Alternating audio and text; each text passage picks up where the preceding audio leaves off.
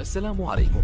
لا تنسوا الاعجاب بالفيديو والاشتراك في القناة تشجيعا لنا لنستمر بنشر المزيد ان شاء الله. الحمد لله والصلاة والسلام على سيدنا رسول الله. احنا عارفين ان في دماء بتخرج من المرأة زي دم الحيض ودم النفاس، والثالث اسمه الاستحاضة.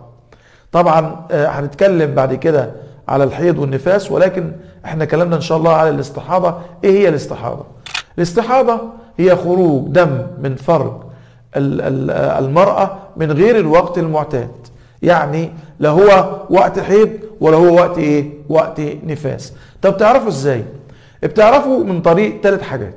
اول حاجة ان هو مثلا عارفة ان اول شهر عربي مثلا بينزل عليها الحيض حوالي 6 ايام كالمعتاد، لكن بعد كده في ايام كتيرة في بعد كده دم نزل عليها، يبقى ده اسمه دم استحاضة. طيب ايه تاني؟ مثلا او هي نسيت ان ده دم الوقت بتاع الحيض، نسيت الوقت بتاع الحيض. طيب لو نسيت الوقت وما عرفش تفرق بين دم الحيض ودم الاستحاضة، بنحسب لها 6 ايام، وبعد كده الايام الباقية تبقى دم استحاضة. او هي من الاول عرفت تفرق بين دم الحيض ودم الاستحاضة. طيب الحكم الشرعي بتاعها ايه؟ هل عليها صوم وعليها صلاة؟ عليها صوم وعليها صلاة. طب تصلي ازاي؟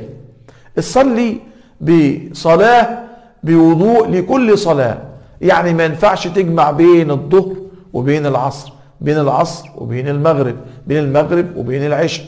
ليه؟ لأنها ممكن ينزل منها هذا الدم وهو نجس. طيب تعمل ايه عشان ما ينزلش؟ العلماء قالوا ان هي تحوط نفسها، تحط قطنة مثلا، تلبس حفاضة، تمام، وبعد كده تصلي، وبعد كده تشوف نفسها ايه اللي حصل، في دم نزل ولا لا. طيب هل عليها غسل؟ لا مش عليها غسل. طيب ممكن تتوضى وتصلي؟ ممكن تتوضى وتصلي، ولكن قبل الوضوء لابد ان تضع في فرجها قطنة او خرقة او تلبس حفاظة او ما شابه ذلك. ليه؟ حتى لا ينزل سائل نجس. طيب ينفع ان هي تصوم؟ ينفع ان هي تصوم طبعا. طيب ينفع يعاشرها زوجها؟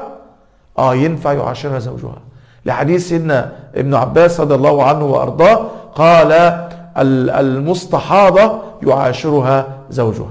يبقى كده عرفنا يا جماعة ايه الفرق بين الحيض والنفاس والاستحاضة. وان شاء الله رب العالمين، ربنا بإذن الله رب العالمين نكمل الموضوع ده ان شاء الله. اسأل الله العظيم رب العرش الكريم ان يعلمنا ما ينفعنا. هذا والله تعالى اجل واعلم.